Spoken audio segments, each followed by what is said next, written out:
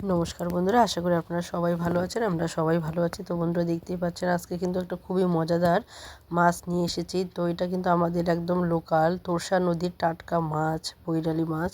তো এটা কিন্তু যেরকম মাছগুলো টাটকা সেরকম খেতেও কিন্তু একদম দুর্দান্ত সুস্বাদু এই মাছ। তো এই মাছ কিন্তু রান্না করার জন্য বেশি কোনো মশলার প্রয়োজন নেই, শুধু সামান্য একটা মশলা দিলেই কিন্তু এই রান্নাটা খেতে হয় দুর্দান্ত। তো বন্ধুরা চলুন দেখে নেওয়া যাক কীভাবে এই রান্নাটা করেছি। তো বন্ধুরা দেখুন, প্রথমে কিন্তু মাছগুলো ভালো করে পরিষ্কার করে ধুয়ে নেওয়া হয়েছে। এরপর এখানে লবণ আর হলুদ মাখিয়ে নিচ্ছি আমি। তো দেখুন এই মাছগুলো কিন্তু একদম টাটকা তাজা মাছ ছিল। তো এই মাছগুলো খেতে কিন্তু সত্যি বলছি অসাধারণ। তো এই তোরসা নদীর বৈরালি মাছ কিন্তু অসাধারণ হয় খেতে। তো জানি না এই মাছ কে কে খেয়েছেন, আপনারা অবশ্যই কমেন্টে জানাবেন যদি কেউ খেয়ে থাকেন। তো এই মাছ যারা খেয়ে থাকবেন তারা অবশ্যই জানেন এই মাছের কিন্তু দুর্দান্ত স্বাদ। তো কিন্তু সব জায়গার মাছ কিন্তু দুর্দান্ত স্বাদ হয় না, বিশেষত আমাদের এই যে তোরসা নদীর যে মাছটা সেটা কিন্তু অসাধারণ খেতে হয়। তো অন্যান্য বৈরালি মাছও আমাদের বাজার থেকে নিয়ে আসে, কিন্তু সেই মাছ এতটা সুস্বাদু হয় না যতটা এই মাছ হয়। তো বন্ধুরা দেখুন, এইদিকে আমি লোহার কড়াই বসিয়ে দিয়েছি আর বেশ খানিকটা তেলও দিয়ে দিয়েছি। আর মাছগুলো কিন্তু আমি অল্প অল্প করেই ভেজে নিব, যাতে করে মাছগুলো ভেঙে না যায়। তো দেখতে পাচ্ছেন এখানে কিন্তু অল্প অল্প করে দেওয়াতে কিন্তু খুব সুন্দরভাবে মাছগুলো ভাজা হয়ে গেছে। আর এটাকে আমি নামিয়ে নেবো। তো এই মাছগুলো কিন্তু একদম মুচমুচে করে ভাজা যাবে না, বেশি মুচমুচে ভাজা করলে কিন্তু মাছের স্বাদটা নষ্ট হয়ে যাবে। তো অবশ্যই চেষ্টা করবেন মাছটা ভাজা হবে, কিন্তু কড়া মাছটা ভাজা হবে না। তো দেখুন এখানে মাছটা কিন্তু আমি ভেজে নিয়েছি। তো বেশি একদম পারফেক্ট ভেজেই নিয়েছি, বেশি কড়া করে ভাজিনি। তো যতটুকু তেল দিয়েছিলাম সমস্ত মাছ ভাজা করতে কিন্তু তেলটা শেষ হয়ে গিয়েছিল। তো এখন আবারও আমি সর্ষের তেল দিয়ে দিলাম। আর গোটা 3টে লঙ্কা আমি দিয়ে দিয়েছি, কাঁচা লঙ্কা। আর এখানে হাফ চামচেরও কম পরিমাণে একটু আমি কালো জিরে দিয়ে দিয়েছি। তো বন্ধুরা সাধারণত যে কোনো মাছ যদি আলু দিয়ে করেন আপনারা, কালো জিরে সোমবারে দিলে কিন্তু খেতে ভালো হয়। আর কালো জিরেটা কিন্তু খেতেও উপকারী। তো বন্ধুরা দেখুন এখানে আমি 2টো আলু কেটে নিয়েছিলাম মিডিয়াম সাইজের। তো যে রকম সাইজের মাছগুলো ছিল ঠিক সেরকম সাইজেরই কিন্তু আলুগুলো আমি কেটে নিয়েছি। তো দেখুন এখন আলুগুলোকে ভালো করে ভেজে নেব এখানে আমি। তো আলুগুলো ভাজার সময় কিন্তু আমি এখানে স্বাদ মতো লবণ দিয়ে দিব, যতটুকু আমি গ্রেভি রাখতে চাই সেই আন্দাজ মতো কিন্তু লবণটা আমি একবারে এখানে দিয়ে দিচ্ছি। এতে করে আলুগুলো ভাজা হয়ে যাবে আর লবণটাও কিন্তু সঙ্গে ভাজা হয়ে যাবে। তো বন্ধুরা দেখুন এখানে কিন্তু আলুটা ভাজতে ভাজতে প্রায় আলুটা কিন্তু সেদ্ধ হয়েই যাবে। তো এখানে আমি 2টো আলু দিয়েছি। তো আপনারা যে পরিমাণ মাছ নিয়ে আসবেন সেই আন্দাজ মতো আলু দেবেন। তো এখানে কিন্তু আমার প্রায় 300 গ্রামের মতো হয়তো মাছ এখানে আছে। তো দেখুন এখানে তো আলুগুলো কিন্তু ভাজা হয়ে গেছে।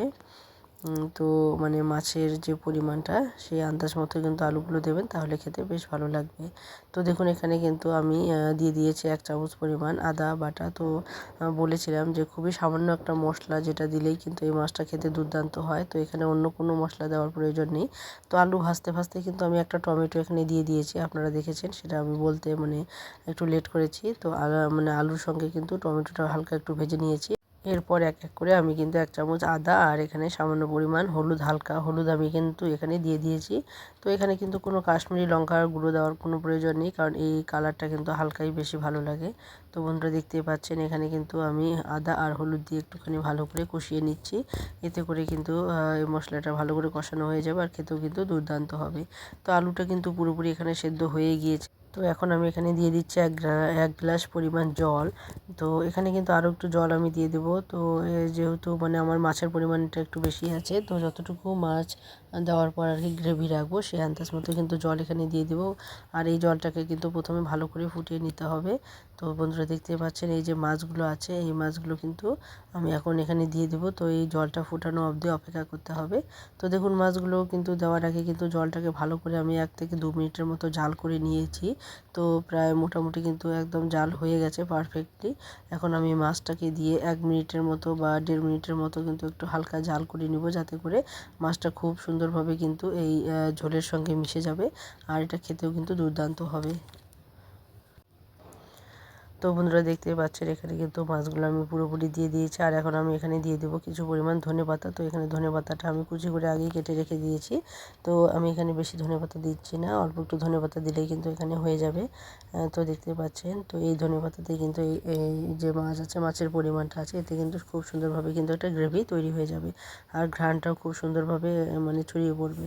তো বন্ধুরা যে সমস্ত বন্ধুরা আজকে প্রথম দেখছেন, যারা এখনও সাবস্ক্রাইব করেননি তারা অবশ্যই সাবস্ক্রাইব করে বেল আইকনটিকে ক্লিক করে রাখবেন। রাখবেন, তাহলে যে কোনো নতুন ভিডিও আসা মাত্র আপনাদের কাছে পৌঁছে যাবে। আর যে সমস্ত বন্ধুরা এখনও একটি মানে কমেন্ট বা লাইক করেনি, তারা অবশ্যই একটি কমেন্ট করে জানাবেন, তাহলে আমি বুঝতে পারবো যে আপনারা আমার সঙ্গে আছেন। আর একটি লাইক দিতে ভুলবেন না। আর যে সমস্ত পুরনো বন্ধু এবং নতুন বন্ধুরা শুরু থেকে শেষ অবধি সঙ্গে আছেন, সবাইকে অসংখ্য অসংখ্য ধন্যবাদ এবং সবার প্রতি রইল অনেক অনেক ভালোবাসা। তো বন্ধুরা দেখুন, এখানে কিন্তু আমি রেসিপিটি আমার পুরোপুরি হয়ে গেছে, আমি নামিয়েও নিয়েছি। আর গরম গরম ভাতের সঙ্গে যদি এই মাছ থাকে তাহলে কিন্তু অসাধারণ লাগে খেতে।